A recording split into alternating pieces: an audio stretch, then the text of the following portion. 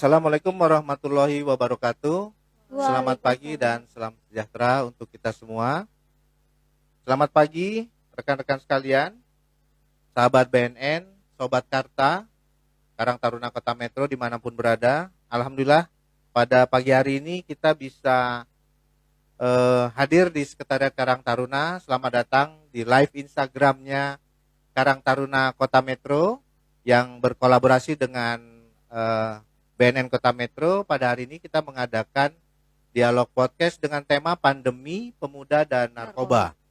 Mudah-mudahan acara ini bisa bermanfaat, kita ambil pengetahuannya, kemudian kita sebarluaskan kebaikan dan manfaat yang kita dapat hari ini. Jadi jangan kemana-mana, stay tune di IG-nya Karta Metro dan IG-nya BNN Kota Metro. Don't go anyway, karena kita akan banyak bahas topik-topik menarik yang akan dipandu oleh Mbak Rani dari Karang Taruna Kota Metro. Terima kasih. Assalamualaikum warahmatullahi wabarakatuh. Waalaikumsalam warahmatullahi wabarakatuh. Assalamualaikum warahmatullahi wabarakatuh. Waalaikumsalam warahmatullahi wabarakatuh. Halo sahabat Karta. Halo juga untuk warga Kota Metro. Hari ini, tepatnya di hari Selasa 19 Januari 2021, ini kita kedatangan pemantik yang luar biasa. Ini ada dari Penyuluh Narkoba Ahli Muda BNN Kota Metro, Bapak Ari Kurniawan SSI MA. Halo Bapak. Selamat pagi Mbak Rani. Halo. Pagi. Bagaimana kabarnya hari ini Pak? Alhamdulillah. Luar biasa. Luar biasa ya, semangat. Dan kita juga berkolaborasi dengan IAIN Metro ya. Boleh memperkenalkan diri? Halo, nama saya Yuwana Setiawati dari jurusan Bimbingan Penyuluhan Islam. Jurusan Bimbingan Penyuluhan Penyuluhan Islam. Islam. Fakultas Usuluddin Adab dan Dakwah. IAIN Kota Metro. Oke, podcast kali ini akan bahas dengan tema pandemi pemuda dan narkoba. Nah, bagaimana ketiga hal itu memiliki keterkaitan satu sama lain? Tidak bisa dipungkiri bahwa pandemi ini ya teman-teman ya, mengubah segala aspek kehidupan, baik termasuk di kalangan pemuda. Dalam hal ini, apakah narkoba juga andil dalam mempengaruhi kehidupan pemuda saat pandemi ini? Atau justru sebaliknya? Nah, penasaran apa saja yang akan dibahas lebih mendalam? Nah, langsung saja nih, kita sudah ada di depan pemantik dari Penyuluh Narkoba Ahli Muda BNN Kota Metro, Bapak Ari Kurniawan. Mungkin Bapak boleh memperkenalkan diri dulu, siapa Bapak Ari ini? Mungkin ada sebagian warga Kota Metro yang belum tahu Pak Ari. Baik, terima kasih Mbak Rani. Sobat Karta Kota Metro yang saya cintai dan banggakan. Kawan-kawan dimanapun berada di Kota Metro, alhamdulillah pada pagi hari ini kita berkesempatan memenuhi undangan dari Karang Taruna Kota Metro untuk live IG podcastnya pandemi pemuda dan narkoba. Sebagai perkenalan bahwa kami dari BNN Kota Metro, nama saya Ari Kurniawan. Sebelumnya saya mendapatkan amanah sebagai Kepala Seksi Pencegahan dan Pemberdayaan Masyarakat di BNN Kota Metro. Tetapi untuk tahun anggaran 2021 ini kami sudah dilantik sebagai Penyuluh Narkoba Ahli Muda BNN Kota Metro yang tugasnya adalah memang melakukan kegiatan-kegiatan penyuluhan ataupun sosialisasi P4GN. P4GN ini adalah singkatan dari pencegahan dan pemberantasan penyalahgunaan dan peredaran gelap narkoba. Jadi apapun bentuk sosialisasi itu, apakah itu melalui media konvensional tatap muka, kemudian juga melalui media non-elektronik seperti media cetak, juga melalui media elektronik seperti televisi dan radio, bahkan yang hari ini yang milenial, yang kaum milenial biasanya lakukan adalah melalui dialog podcast. Ini hal yang baru bagi kami, tapi memang merupakan salah satu bentuk sosialisasi juga kepada generasi muda milenial melalui podcast. Jadi harapannya mudah-mudahan apa yang kita lakukan hari ini bisa bermanfaat bukan hanya buat Karang Taruna Kota Metro, tapi bisa kepada generasi muda di Kota Metro secara keseluruhan. Gitu Mbak Rani. Oke, gitu ya. Penjelasan dari Pak Ari tadi. Mungkin pertanyaan yang mendasar nih Pak. BNN. Mungkin ada sebagian orang yang belum tahu BNN tuh apa sih? Nah, terus kan di Kota Metro ini kan namanya BNNK ya Pak ya? BNN Kota Metro. BNN Kota Metro. Iya. Nah, itu kegiatannya itu apa aja sih Pak? Baik, Jadi sebagai pembuka, Mhm. kemudian juga sebagai pengantar tentang organisasi BNN, Iya. bisa kami sampaikan bahwa eh, BNN ini adalah instansi vertikal. Dalam artian di pusat di Jakarta setingkat kementerian dan lembaga itu adalah BNN Republik Indonesia. Kemudian untuk tingkat provinsi dan kabupaten kota sampai dengan hari ini 34 provinsi di Indonesia itu sudah dibentuk 34 BNN provinsinya. Tapi untuk kabupaten kota yang kurang lebih datanya sekitar 514 kabupaten kota itu yang sudah berdiri BNN vertikal sebagai instansi vertikal di daerah baru 173 BNN kabupaten kotanya. Untuk Provinsi Lampung sendiri, selain kita sudah berdiri BNN Provinsi Lampungnya tahun 2011, sampai dengan bulan Maret 2018, dari 15 kabupaten kota yang ada di Provinsi Lampung, baru terbentuk 5 BNN sebagai instansi vertikal di tingkat kabupaten kota. Yang pertama adalah BNN Kabupaten Lampung Selatan, yang kedua BNN Kabupaten Tanggamus, yang ketiga BNN Kota Metro, yang keempat BNN Kabupaten Lampung Timur, dan yang bungsu yang terakhir di 2018 bulan Maret BNN Kabupaten Waikanan. Jadi kalau di daerah tersebut yang kabupaten kota, bila sudah terbentuk BNN-nya, nomenklaturnya menjadi BNN Badan Narkotika Nasional Kabupaten atau Kota. Gitu. Kayak Metro, Badan Narkotika Nasional Kota Metro. Badan Narkotika Nasional Kabupaten Lampung Timur. Nah, untuk kabupaten kota yang belum terbentuk instansi vertikalnya, contoh Kabupaten Lampung Tengah, nomenklaturnya masih berupa Badan Narkotika Kabupaten Lampung Tengah. Belum ada kata nasionalnya. Itu menunjukkan bahwa lembaganya belum divertikalkan. Seperti itu. Jadi penyebutannya masih Badan Narkotika Kabupaten Lampung Tengah. Seperti itu, Mbak. Tapi untuk kegiatannya sama saja ya, Pak. Tujuannya kan kalau misalnya BNN kan tujuannya mungkin ke pemberantasan narkoba. Betul, di daerah sebetulnya masing-masing. kalau untuk tujuannya sama, bahwa memang BNN ini core bisnisnya adalah P4GN. P4GN tadi pencegahan dan pemberantasan penyalahgunaan dan peredaran gelap narkoba. Pesan yang ingin kami sampaikan dari P4GN ini adalah apa yang dicegah? Yang dicegah ini adalah penyalahgunaan dan peredaran gelap narkoba. Dan apa yang diberantas? Yang diberantas adalah penyalahgunaan dan peredaran gelap narkobanya. Itu core bisnisnya BNN. Di samping bahwa memang undang-undang juga nomor 35 tahun 2009 sebagai payung hukum narkotika di Indonesia, kepolisian itu memang juga merupakan satu lembaga penegak hukum yang memiliki kewenangan dalam penindakan untuk tindak pidana narkotika selain BNN. Itu Mbak. Oh gitu. Terus gimana Pak untuk kota-kota yang tidak ada? Belum ada BNN-nya. Itu kan untuk memberantas ya Pak. Kalau misalkan ada narkoba di daerah, contoh nih tadi kan Bapak tidak menyebutkan di Pringsewu. Nah itu terjadilah banyak penyalahgunaan narkoba yang bakal memberantas dan memberi penyuluhan itu siapa Pak? Nah, kita ambil contoh kayak Pringsewu gitu ya. Bahkan ibu kota provinsi Lampung nih, kota Bandar Lampung kan belum berdiri. Oh, belum berdiri. Jadi yang pertama, kewenangan P4GN di wilayah yang belum terbentuk instansi vertikalnya itu diampu oleh BNN provinsi. Nah, tetapi jangan lupa bahwa di daerah sudah ada Badan Narkotika Kabupaten. Mungkin dia tidak kepada penindakannya, karena untuk penindakan pemberantasan masih ada Polres ataupun kepolisian setempat. Jadi jangan khawatir bahwa kewenangan penindakan tindak pidana narkotika itu kalau memang belum berdiri BNN-nya, ada lembaga penegak hukum lain. Dalam tanda petik sebetulnya kita masih di bawah BNN Provinsi Lampung yang ruang lingkup tugasnya adalah meliputi 15 kabupaten kota di Provinsi Lampung. Seperti itu. Oke, seperti itu Pak.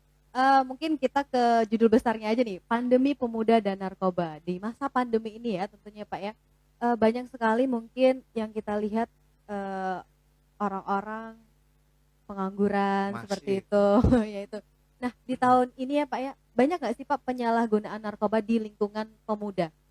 di masa pandemi ya. Iya di masa Jadi pandemi ini. kalau boleh bercerita, eh, sebagai pengantar nih ya, Mhm, kalau masa pandemi COVID-19 ini kita di tahun 2019 kayaknya mulai. COVID 2019 ya, Heeh, mungkin terjadinya kan 2019, mhm, kemudian mulai datang ke negara kita tuh mulai ramai Maret 2020 2020. kalau nggak salah.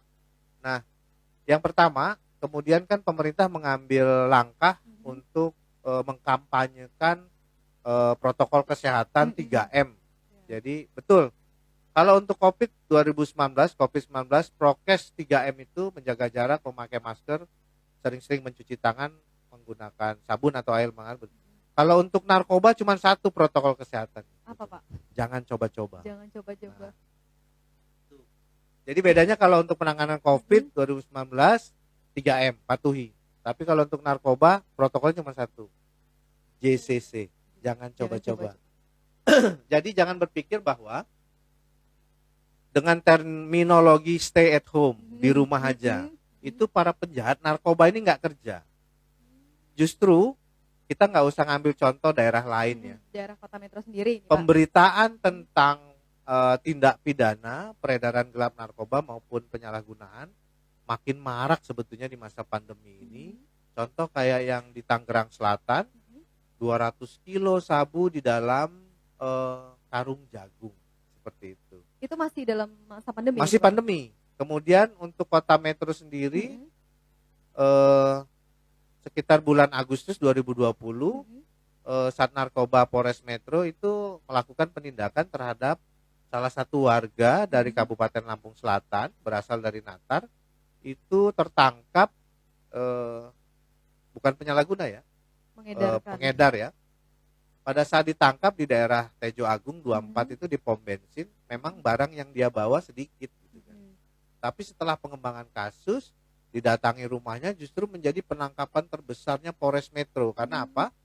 Di dalam rumahnya ditemukan 700 butir lebih ekstasi, kemudian 700 gram lebih sabunya. Jadi untuk tahun 2020 di bulan Agustus yang nyata-nyata dalam masa pandemi, ini barang yang beredar justru malah tambah banyak.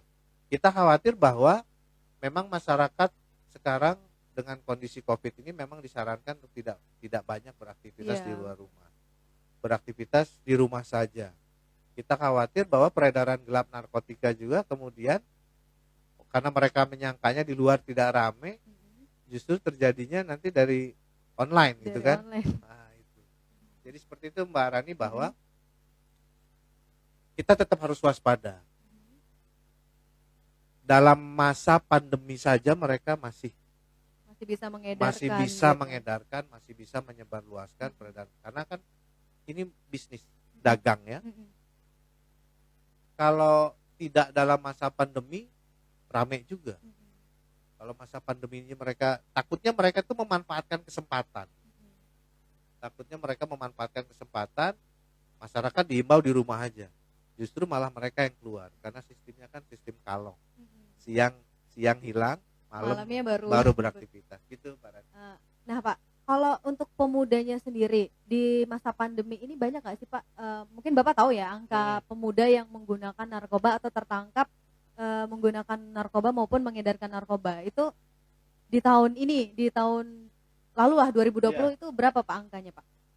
Untuk pemuda sendiri kan mungkin narkoba itu kan menyasar dari semua kalangan ya. Kebanyakan betul. Jadi sebetulnya penyalahgunaan narkotika ini survei di tahun 2017 yang menyatakan bahwa kita kondisi darurat narkoba, itu prevalensi penyalahgunaan narkotika di Indonesia untuk yang berusia 10 sampai 59 tahun ya.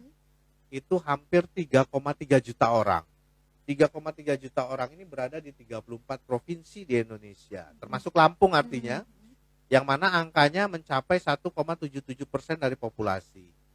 Kalau kita breakdown, mungkin di Provinsi Lampung secara keseluruhan itu juga sekitar 30 ribuan itu penyalahguna, tapi itu terbagi di 15 kabupaten kota. 2020 akhir kita koordinasi dengan Satres Narkoba Polres Metro, angkanya cukup mencengangkan. Pada tahun 2019 itu kasus narkoba yang diproses oleh Satres Narkoba Polres Metro ada 80 kasus. Desember 2020, yang tadi Desember 2019. Apa yang terjadi Desember 2020? Sedihnya kasusnya meningkat menjadi 118 kasus, jumlah orangnya 167 orang. Kebanyakan adalah penyalahguna. Beberapa memang tertangkap sebagai bandar atau pengedar, tapi kebanyakan untuk Kota Metro ini penyalahguna.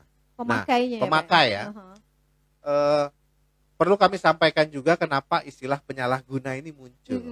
Sebetulnya di Undang-Undang Nomor 35 Tahun 2009 Pasal 4 itu disebutkan di huruf A bahwa negara menjamin ketersediaan narkotika, tetapi untuk kepentingan hanya untuk dua hal. Yang pertama, pelayanan medis, kepentingan pelayanan medis. Artinya konsekuensinya adalah pemakaian narkotika ini harus sepengetahuan tenaga medis. Dan yang kedua, untuk pengembangan iptek. Artinya pemakaian narkotika di luar dua kepentingan yang saya sebutkan tadi adalah penyalahgunaan narkotika dan merupakan tindak pidana perbuatan melawan hukum. Itu kalau secara khusus disebutkan pemuda ini kan kriterianya katakanlah masih stabil. Ya, masih usia-usia yang remaja ya. Mungkin dari SMP itu 15. Kemudian juga 20 tahunan itu ya pasti ada juga ya. Karena pertama untuk menghimbau, kita pahami bahwa penyalahguna ini adalah orang yang sakit dan harus disembuhkan. Ada programnya, yaitu program rehabilitasi. Rehabilitasi ini memang ditujukan kepada para penyalahguna, pemakai yang sakit gitu ya. Rehabilitasi ini tidak ada bagi bandar, pengedar atau kurir. Kalau mereka memang penjahat gitu ya, penjahat narkoba. 2020 data yang melakukan rehab di BNN Kota Metro nih, karena kan BNN Kota Metro ada klinik namanya Klinik Pratama, Klinik Pratama BNN Kota Metro. Untuk program rehabilitasi sendiri yaitu serangkaian upaya proses pemulihan, baik itu rehab medis maupun rehab sosial, yang kita harapkan baik yang mereka yang berasal dari Kota Metro ataupun dari luar Metro. Yang pertama itu kita mengharapkan rehabilitasi yang dasarnya sukarela atau voluntary atau datang sendiri. Nggak ditangkap emang Pak kalau misalnya datang. Kan dia udah itu yang kedua, yang pertama kan sukarela. Yang kedua hasil tangkapan atau compulsory. Makanya kita selalu menghimbau kepada para penyalahguna, korban maupun pencandu untuk bisa datang secara sukarela melaporkan diri ke klinik BNN Kota Metro untuk kita bantu proses rehabilitasinya. Itu yang kita himbau, karena mereka yang datang sendiri dengan sukarela tidak akan ada proses hukum. Jadi tidak ada tuntutan pidana.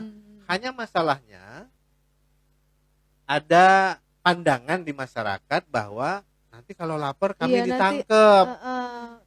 Terus kemudian dalam tanda petik kan aib ya, penyalahgunaan narkotika di keluarga nih.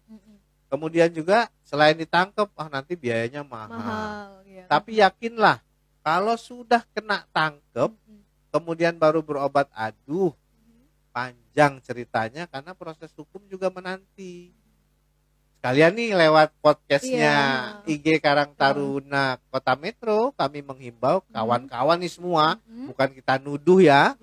Mana tahu ada teman-teman, anggota keluarga, kawan yang nyata-nyata merupakan penyalahguna atau pemakai. Udah deh, yang pertama stop doing drugs, nggak ada gunanya itu gitu. Yang kedua, kalau mau sembuh jangan khawatir, kami ada. kami ada untuk mendampingi dan bantu memulihkan. Kalau tingkat keparahannya rendah, bisa berobat rawat jalan, BNN Kota Metro melalui klinik Pratamanya bisa bantu. Tetapi kalau tingkat keparahannya tinggi, kita bisa bantu untuk kita rujuk ke loka rehabilitasi di Kalianda untuk proses rawat inap. Oh, benar. Itu. Jadi bagi yang melapor secara sukarela, didampingi dengan keluarga, insya Allah tidak akan diproses hukum. Nah, Gitu. mungkin begini Pak. Mungkin ya pemuda-pemuda yang awalnya hanya mencoba-coba, lama-lama ketergantungan karena memang narkoba itu kan membuat ketergantungan ya Pak ya.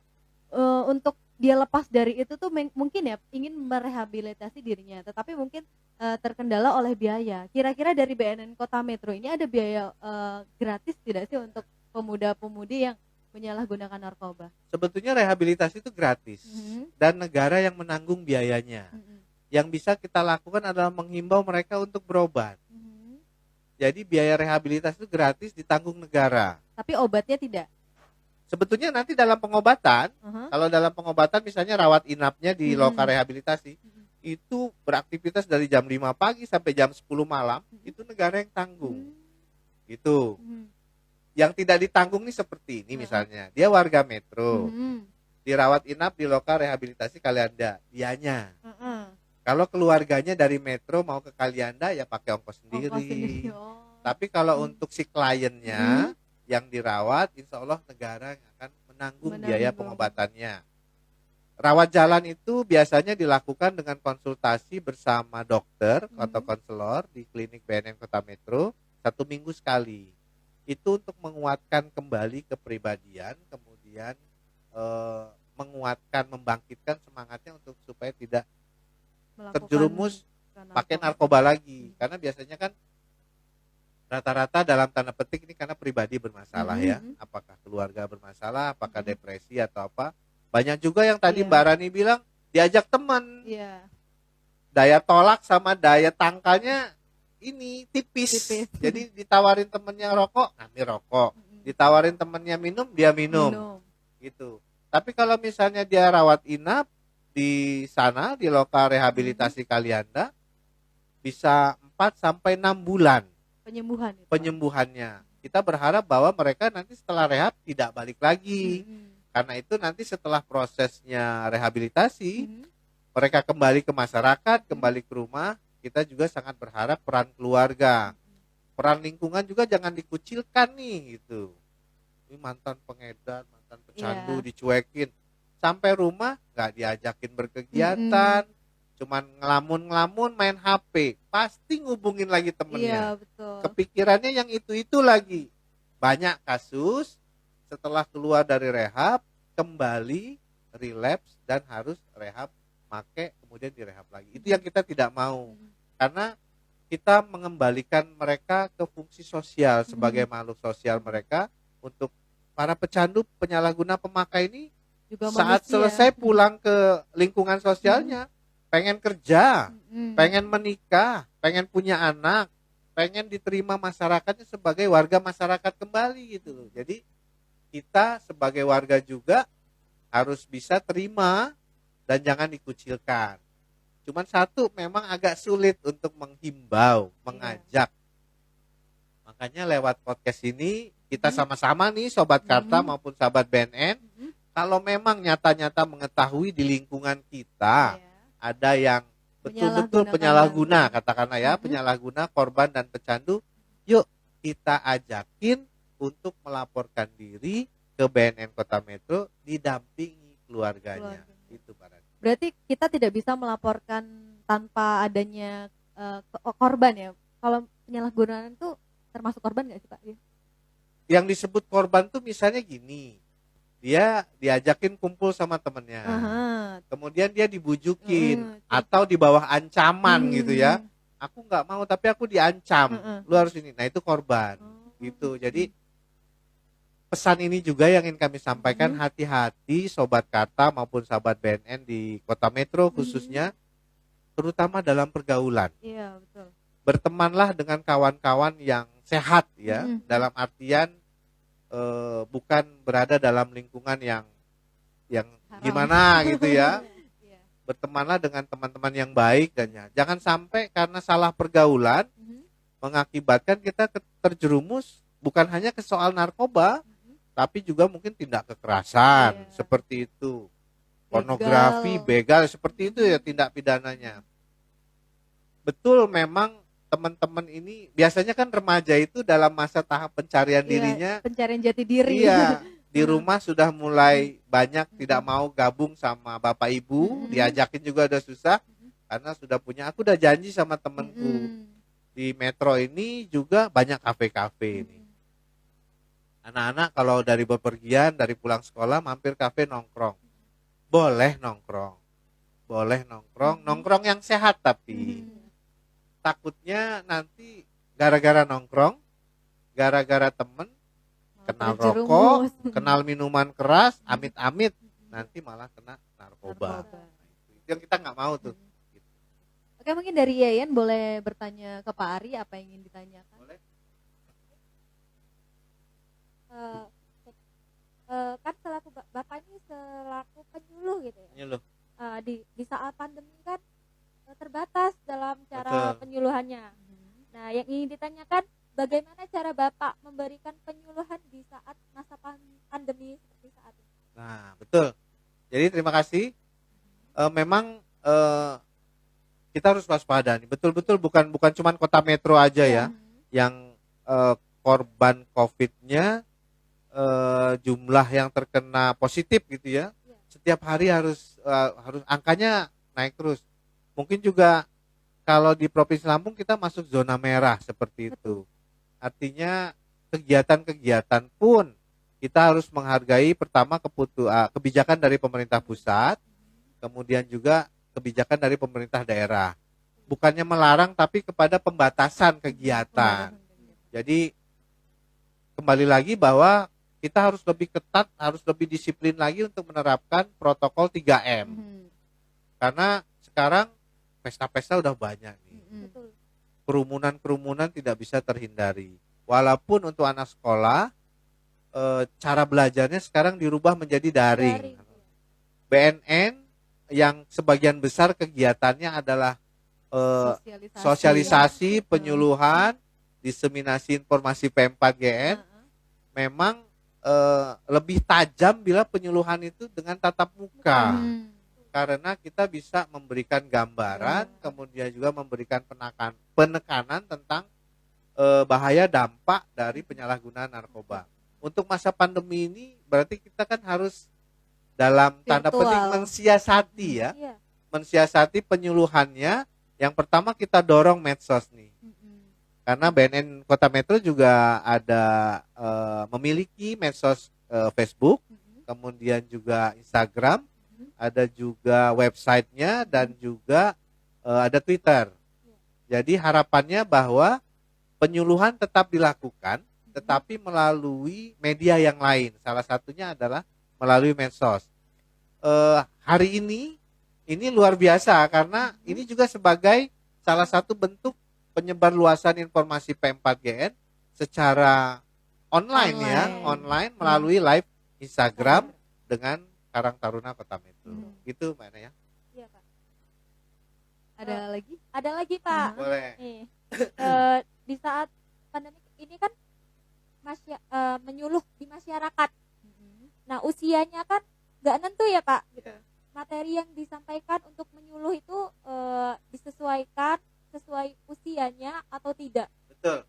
Jadi memang untuk penyampaian materi penyuluhan bahaya narkobanya kita menyesuaikan dengan audiens namanya. Kalau untuk anak-anak SD atau SMP, mereka tidak kita kasih hal yang rumit karena mereka mungkin perlu tahu narkoba itu apa dan apa yang harus dijauhi, caranya gimana. Kalau untuk yang perguruan tinggi juga pasti pemahamannya sudah lain mahasiswa. Apalagi yang orang tua misalnya untuk komponen masyarakat, baik itu ibu-ibu maupun bapak-bapak, pemahaman yang diberikan pasti lebih kepada kehati-hatian karena menghadapi anak sekarang, anak-anak milenial ini kan tidak sama dengan anak-anak yang dulu gitu. Jadi memang betul kita sampaikan juga karena banyak juga orang tua yang tidak tahu istilah-istilah narkoba yang dipakai oleh anak-anak muda sekarang. Iya. Anak muda sekarang kalau nyebut ganja mungkin bukan ganja, dia cimeng, Cimeng. cimeng, Kayak gelek gitu kan. Lah kalau orang tuanya tidak kita kasih tahu, saya Hmm. khawatir contoh saat anaknya ngomongin cimeng, ibunya mendengarnya cireng. cireng. Ah, Jadi fatal kan? Karena salah ketidaktahuan. Mhm. Bapaknya juga mungkin ngedengar gelek, apa sih gelek gitu misal. Iya. Kita sampaikan ke orang tua juga karena anak-anak muda sekarang banyak istilah-istilah baru yang kekinian gitu ya. Mhm. Orang tua setidaknya satu, memang pengawasan baik penggunaan gadget nih, Mhm. penggunaan gadget, kemudian juga internet, itu peran orang tua sebagai pengawas itu tidak bisa lepas. Pemakaian gadget itu tetap harus diawasi oleh orang tua. Kemudian untuk narkotika juga karena banyak istilah-istilah baru yang zaman dulu orang tua belum tahu gitu kan. Mhm. Kayak ganja sintetis mereka pakainya bukannya gorila tapi sinte. Nah, itu ganja sintetis sinte. Kalau kita orang tuanya nggak paham apa tuh sinte, cuek aja gitu. Iya. Kayak ibunya ngedenger cimeng, itu anak ngomongin cireng, Cireng. nggak apa-apa kalau cireng. Ternyata yang diomongin cimeng. Nah, jadi kita menyesuaikan dengan audiens penyuluhannya, betul.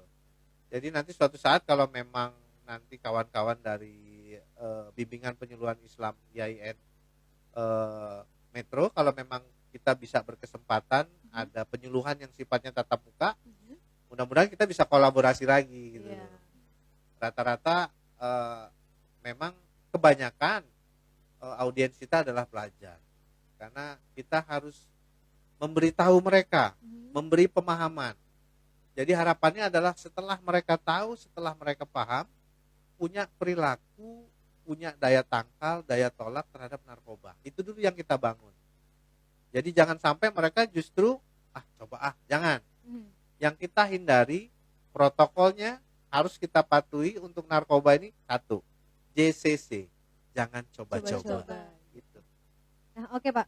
Jenis-jenis ganja itu kan ada banyak narkoba itu Narkoba. banyak sekali. Mungkin ada ganja, ekstasi dan sebagainya. Nah, di Kota Metro ini sendiri yang sering tertangkap itu penyalahgunaan apa, Pak? Ya.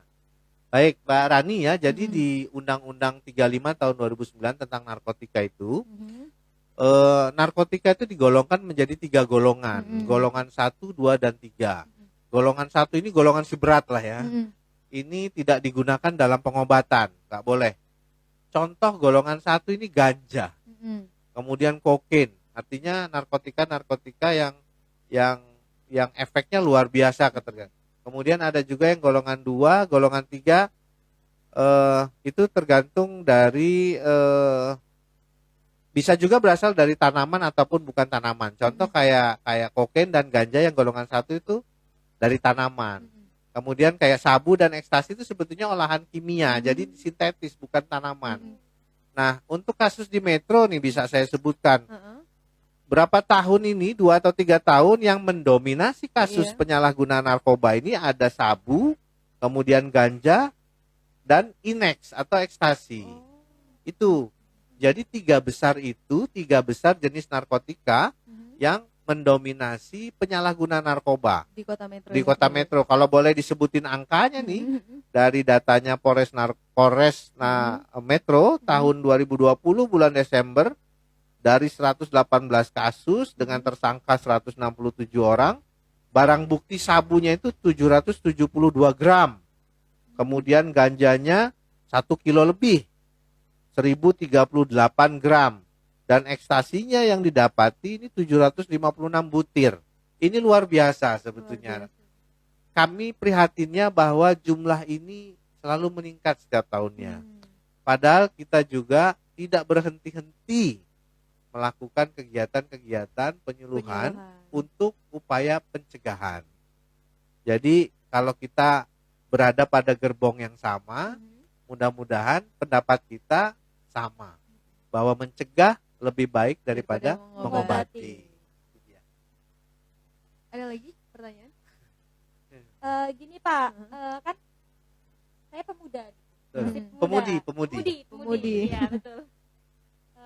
Apa jurusan bimbingan penyuluhan Islam. Iya. Karena kan jujur saya belum paham banget nih sama narkoba. Iya. Nah, suatu saat ketika ada lulus nih, kan jadi penyuluh. Nah, Iya. bekal apa sih yang trik dari Bapak biar saya bisa menyuluh ke masyarakat, bisa memperkenalkan dari penyuluhan Boleh. Tentang narkoba Iya. ya. Ya.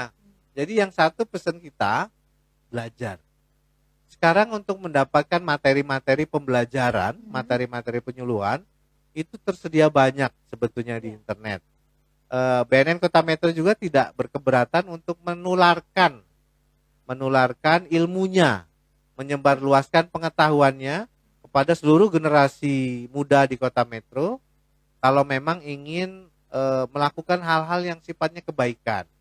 Pada saat kita melakukan kampanye hidup sehat tanpa narkoba, jauhi narkoba, kita menghimbau orang untuk tidak mendekati narkoba. Sekarang terminologinya lebih keras. Kalau kemarin kan stop narkoba. Kemudian juga cegah narkoba. Terus hidup 100%, sehat, sadar, produktif dan bahagia. Untuk tahun 2021 ini lebih tegas. Jadi war on drugs, perangi narkoba. Karena narkoba ini bisa menyebabkan hilangnya generasi bangsa. Jadi luar biasa efeknya. Kalau kita tetap diam saja, generasi muda juga, komponen masyarakat tidak peduli, cuek-cuek aja, sebodoh amat, itu sudah urusannya BNN sama polisi. Padahal siapa tahu anggota keluarga kita kena. Kalau sudah ada yang kena, baru. Gitu. Jadi untuk kiat-kiat, kalau saya boleh pesen, tetap belajar. Tetap belajar, mencari ilmu kemanapun, silakan. Ilmu yang bermanfaat adalah ilmu yang bisa kita turunkan kepada orang lain. Dan orang lain bisa mendapatkan manfaat dari ilmu yang kita berikan itu. Gitu. Yang pasti tetap belajar. Pasti akan banyak hal-hal baru yang akan adik-adik dapatkan nanti pada saat turun ke masyarakat untuk melakukan penyuluhan, bukan cuman satu topik kita katakanlah misalnya penyuluhan tentang agama Islam seperti itu, tapi bagaimana kita bisa menyelipkan materi anti narkoba yang dikolaborasikan dengan larangan-larangan dalam Al-Quran tentang bahaya-bahaya narkoba, karena kategorinya mungkin haram ya. Iya. Kalau kita sebagai umat Islam mungkin memahaminya bahwa jauhi narkoba karena narkoba ini haram. Itu pesan yang sangat tajam sebetulnya. Tinggal bagaimana kita menerjemahkan dari Al-Quran itu sendiri. Pesannya sih sebetulnya itu sudah cukup bagi kita. Kalau kita diberitahu bahwa jauhi minuman keras karena itu haram. Cuman laksanakan perintah, jauhi larangan. Simple. Jadi gitu. Ya, mana ya? Iya, Pak. Oke. Ada lagi? Cukup. Ya. Oke, Pak, lem itu kan termasuk dalam narkoba juga ya, Pak ya? Zat adiktif. Zat adiktif, tapi termasuk juga berkecanduan gitu kan ya. Betul, Mbak Apapun Rani. yang membuat kecanduan juga termasuk ke dalam bisa dikatakan dalam narkoba nggak, Pak? Itu kalau BNN memang memiliki kewenangan, terminologinya kan narkoba nih. Narkoba itu bersama kepolisian nih kita pakai istilah narkoba. Narnya dari narkotika, ko-nya dari psikotropika, dan ba-nya dari bahan adiktif lainnya. Bahan adiktif lainnya. Kalau kawan-kawan dari kesehatan biasanya pakai istilah nabza. Nabza. Na-nya narkotika, P-nya psikotropika, dan Z-nya zat adiktif lainnya. Untuk lem, sebetulnya itu masuk di ranahnya zat adiktif atau bahan adiktif. BNN juga tidak memiliki kewenangan di rokok, tembakau, ataupun alkohol, minuman keras. Itu masuk kategori zat adiktif, sama seperti lem. Bukan narkotika, tetapi bisa menyebabkan ketergantungan, kecanduan juga. Sejatinya lem, dengan tidak menyebut merek ya, yang banyak dipakai oleh anak-anak jalanan, untuk mendapatkan efek maboknya dengan harga murah. Itu sebetulnya bisa menyebabkan mimisan parah dan merusak saraf. Otaknya ya. Jadi dibanding dengan narkoba, memang dengan cara apapun narkotika ini dikonsumsi, suntik seperti heroin, ekstasi ditelan, ganja dihisap seperti rokok, sabu pakai bong dihisap itu, yang dirusak pertama adalah susunan saraf pusat. Makanya penyembuhannya lama. Kita mungkin tidak pakai istilah sembuh, tetapi bisa dipulihkan. Nah, lem ini adalah zat adiktif yang bisa menyebabkan halusinasi juga. Secara fisik mimisan parah, bawaannya ngantuk, gitu. Dia nggak akan minta makan. Makanya dia lupa bahwa tubuh kita ini kan ada hak, ada makan dan minum. Kebanyakan kasus memang dijumpai di anak jalanan. Sekarang pemakaian lem itu tidak cuman satu kaleng itu satu orang, tapi dipindahkan ke plastik supaya bisa dinikmati 2-3 orang. Lem ini sejatinya memang diproduksi untuk keperluan industri. Ini pembetul gunanya.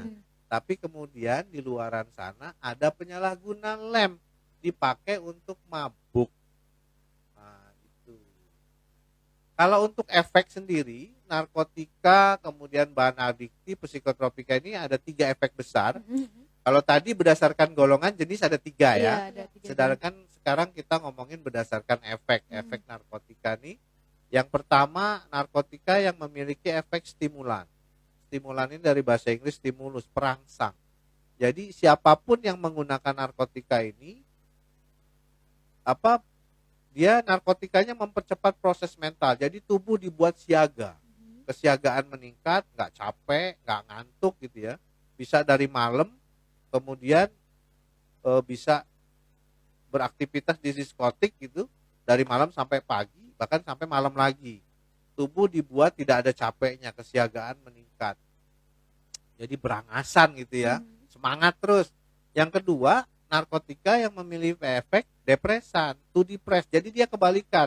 Narkotika yang memiliki efek depresan ini memperlambat proses mental, membuat si penyalahgunanya, kalau kata anak-anak sekarang, Wallace slow. Contohnya ganja. Jadi penyalahgunaan narkotika yang sabu sama pemakai ganja kelihatan. Yang sabu dia semangat, siaga, berangasan. Kalau yang ganja lemes, letoy. Ini jadinya ini iya. bisa dibedakan ya. Kalau kaum pekerja yang sudah punya duit nih gitu ya, pakai sabu itu karena dia pulang kerja masih mau nongkrong sampai malam, besok kerja lagi, semangat. Kalau pelajar, dia kalau nggak ngeganja pakai lem supaya ngantuk, nggak kemana-mana, seperti itu. Nah, yang celakanya yang ketiga, ada narkotika selain punya efek stimulan, juga kemudian ada efek depresan, dia punya efek halusinogen. Sejatinya ganja itu punya efek depresan, tapi ada efek halusinogen. Sabu dan ekstasi itu juga ada efek halusinogennya. Inilah yang menyebabkan halusinasi, distorsi pendengaran, distorsi penglihatan. Jadi kalau dia mengkonsumsi contoh ganja, dia mungkin mendengar suara yang sebetulnya nggak ada. Dan mungkin dia melihat sesuatu di depan sebetulnya nggak ada. Nanti dia ngelihat orang pakai baju coklat, ada Pak Polisi di situ, aku nggak berani. Ya kan? Jadi dia mau pergi, ada suara. Jangan pergi. Bunuh aja temenmu misalnya, amit-amit ya. Seperti itu. Dan itu banyak kejadiannya. Apalagi sekarang, mafia narkoba, penjahat narkoba selalu mengembangkan jenis-jenis baru narkotika. Kita taunya ganja cuman dihisap di rokok. Apa jadinya kalau sekarang tersedia dalam bentuk permen, kue kering, sama brownies untuk anak-anak? Hati-hati, kebanyakan karena ketidaktahuan kita, kekurang hati-hatian kita. Saya pesen nih, buat seluruh sobat Karta maupun sobat BNN yang punya adik-adik di rumah, punya teman-teman, jangan pernah mau menerima pemberian dari orang asing yang tidak dikenal walaupun kita tahu itu bentuknya makanan. Karena terus terang peredarannya mulai makin beragam dan modusnya pun luar biasa bervariasi. Hati-hati intinya. Hmm. Ketidaktahuan sama kekurang hati-hatian kita kadangkala justru menyulitkan diri Menyulit kita. sendiri. Itu.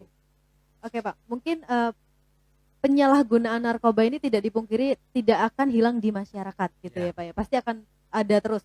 Seperti di Kota Metro pertama hanya 81 kasus, nambah Nambah. lagi. Nah, gimana Pak upayanya untuk menekan supaya penyalahgunaan narkoba di Kota Metro ini khususnya itu tidak semakin melebar gitu Pak?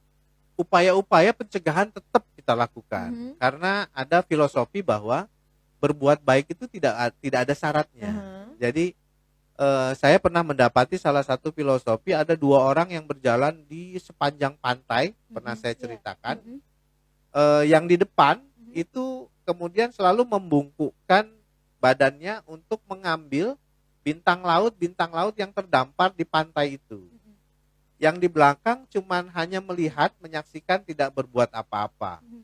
Kemudian setelah sampai setengah jalan katakanlah, dia bertanya, kata dia, di sepanjang pantai ini ada banyak bintang laut yang terdampar. Untuk apa kamu melakukan itu? Sedangkan masih banyak yang tidak bisa kita tolong. Kata yang melakukan, yang dia ngambil bintang laut kemudian melemparkannya kembali ke laut, Mhm. dia cuma jawab, setidaknya upaya yang saya lakukan itu bermanfaat bagi bintang laut yang satu ini. Mengambil dari filosofi itu bahwa upaya-upaya pencegahan kita untuk menghimbau generasi muda, mengajak generasi muda untuk menjauhi narkoba di Kota Metro tidak akan pernah berhenti. Apapun medianya. Lewat media sosial kita jabanin. Mudah-mudahan COVID-19 segera berlalu, kita juga bisa bertatap muka, kemudian kita bisa melakukan penyuluhan yang sifatnya kembali mendatangi sekolah, kemudian organisasi-organisasi seperti itu. Bahwa upaya pencegahan jangan pernah berhenti. Karena kita sepakat, mencegah lebih baik daripada mengobati. Jadi kita hanya untuk penyuluhan-penyuluhan saja Pak, untuk tahap pemberantasannya Ya, yang betul. seperti dimaksudkan tadi, kalau misalkan ada keluarga yang menyalahgunakan narkoba itu bisa kita laporkan. Itu berhak nggak sih Pak kita untuk pemberantasan dalam hal itu? Melaporkan misalkan. Kalau untuk melaporkan bisa. Mhm. Jadi BNN Kota Metro itu tetap berkoordinasi dengan Polres Narkoba Kota Metro. Informasi yang masuk juga tidak akan ditelan mentah-mentah seperti itu, karena informasi yang disampaikan yang pasti harus dapat dipertanggungjawabkan. Kita sih berharap bahwa peran serta masyarakat ini selain di bidang pencegahan, misalnya masyarakat dalam setiap kegiatan apapun, misalnya arisan gitu ya, atau kumpul-kumpul RT, rapat RT, bisa menyelipkan materi anti narkoba. Untuk menghimbau kepada seluruh warga yang ada di lingkungan kita untuk stay away from drugs, gitu ya, jauhi narkoba. Kemudian kalau memang ada informasi bahwa di lingkungan kita kalau ada bandar pengedar, jangan sungkan untuk lapor. Kalau nggak ke BNN atau ke Polres, ingat bahwa di lingkungan kita ada pamong. Tapi Pamong ini identitas pelapornya itu insya Allah dirahasiakan dirahasiakan. dan pasti rahasia akan dijamin. Ya. Ingat bahwa di lingkungan kita ada pamong. Pamong ini adalah kepanjangan tangan dari para aparatur menyangkut masalah-masalah kemasyarakatan. Kita punya Pak RT, punya Pak RW. Jangan lupa dari TNI kita ada Babinsa. Ada Babinsa. Kemudian dari Polres kita ada Babin Kamtipmas. Yakinlah bahwa mereka akan bergerak dengan mesin yang sama, dengan semangat yang sama. Karena narkoba ini juga adalah soal-soal Kamtipmas, keamanan ketertiban masyarakat. Contoh, apa jadinya kalau di lingkungan kita ada kos-kosan yang tiap malam nyetel musik keras-keras, yang datang nggak tahu orang situ atau enggak, minum-minuman botol banyak. Nah itu kan sudah mengganggu Kamtipmas. Jadi kita menghimbau ke seluruh generasi muda, Sobat Karta maupun Sobat BNN, yang pasti pertama jauhi narkoba. Yang kedua, kalau memang kita nyata-nyata mengetahui ada rekan kita yang korban, penyalahguna, pemakai, ayo dibujuk untuk lapor, kita rehabilitasi ke klinik BNN Kota Metro. Sebelum semua terlambat, nanti kalau kena proses hukum, susah. Bisa jadi bencana. Susah, kasihan Bapak Ibu di rumah, Dan yang pasti itu bukan prestasi, itu aib. Aib, betul. Itu. Eh, untuk yang direhabilitasi, misalkan saya punya teman nih Pak, dia mau untuk dibujuk untuk rehabilitasi, cuman untuk nama dia tuh nggak pengen disebarluaskan, itu identitas untuk yang direhabilitasi itu terjamin nggak Pak kira-kira? Insya Allah terjamin. Jadi yang bersangkutan cuman bertemu sama dokter. Jadi hanya dokter yang tahu, dan kerahasiaan klien itu adalah rekam medis yang memang dilindungi oleh Undang-Undang Kesehatan. Kita perlu keterlibatan orang tua karena terus terang untuk mereka yang belum menikah seperti itu, kita kan tidak tahu riwayat kesehatannya itu selain pakai narkoba punya apa. Mungkin keluarga tahu. Keluarga juga perlu keterlibatan supaya keluarga bisa menjadi pendorong kesembuhan, pemberi semangat. Jadi yang sembuh itu sebetulnya yang mau sembuh itu adalah yang bersangkutan, bukan keluarganya. Keluarga hanya pemberi semangat, pendorong. Ayo nak, sama-sama kita bantu sembuh. Jadi keluarga juga peduli. Kebanyakan kan keluarga juga cuek. Anaknya kemudian merasa tidak tidak diperhatikan. Beberapa kasus kebanyakan datang dari keluarga broken home. Kita prihatin dengan itu, makanya kita sangat berharap peran keluarga, terutama orang tua sebagai pengawas penggunaan gadget di anak-anak, pengawas pergaulan anak-anak sekarang, itu siapa kalau nggak orang tua? Seperti itu. Kalau di lingkungan sekolah ada bu guru, pak guru, di kampus ada pak dosen, dan yang pasti rem kita ini ada remnya agama. Remnya agama.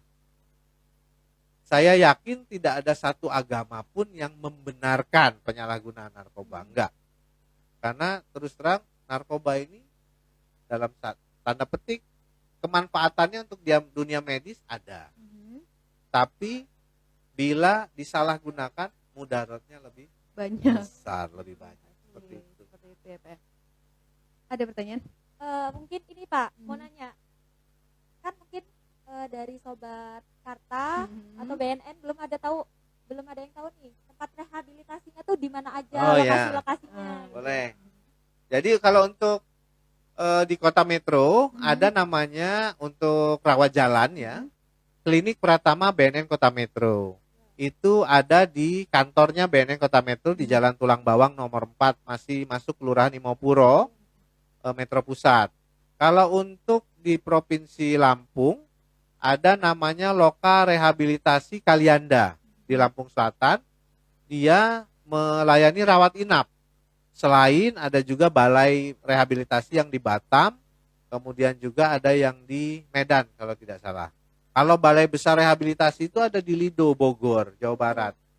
Nah, jadi kenapa seseorang itu rawat jalan atau rawat inap, itu harus berdasarkan asesmen dari dokter ataupun konselor, dilihat dari tingkat keparahannya. Jadi nggak bisa juga dia kemudian, dok saya rawat jalan aja deh, nggak bisa. Dok saya maunya dirawat inap, itu semua keputusan dari dokter. Seperti itu. Jadi untuk BNN Kota Metro ada Klinik Pratama BNN Kota Metro di Jalan Tulang Bawang nomor 4 Kelurahan Imopuro Metro Pusat gitu. Oke, mungkin terakhir nih Pak ya, pertanyaan terakhir. Harapan Bapak sendiri selaku penyuluh narkoba ahli muda BNN Kota Metro ini untuk pemuda, khususnya di tengah-tengah pandemi ini, harapannya semoga pemuda bagaimana gitu Pak. Baik. Untuk menghindari narkoba. Ya. Jadi satu harapannya di masa pandemi COVID ini kita berdoa bersama bahwa COVID segera berlalu ya. Kemudian untuk para pemuda saya pesan satu aja, saya pesan JCC, jangan coba-coba narkoba. Jadi masih banyak hal yang bisa kita lakukan untuk berkarya, membuat prestasi. Jangan sampai mengubur cita-cita kita, mengubur mimpi kita karena narkoba. Karena terus terang, narkoba ini bukan prestasi. Gitu. Nggak akan ada yang bisa berprestasi dengan narkoba ini. Stay away from drugs, jangan coba-coba. Itu Mbak Rani pesannya. Oke, itu pesan dari Pak Ari ya. Oke, luar biasa. Mungkin podcast kita kali ini tentang Pandemi Pemuda dan Narkoba. Untuk Pak Ari, terima kasih sudah meluangkan Sama-sama, waktunya Mbak Rani. ke podcast Karang Taruna, ke Terima kasih Sekretariat semua. Karang Taruna, dan untuk IAIN juga terima kasih telah ikut bergabung ya. Dan semoga kita sehat selalu. Sukses buat Karang Taruna, sehat buat kita semua. Iya, amin. Terima kasih Bapak, dan saya akhiri, wassalamualaikum warahmatullahi wabarakatuh. Waalaikumsalam warahmatullahi wabarakatuh. wabarakatuh. Tepuk tangan untuk kita dong.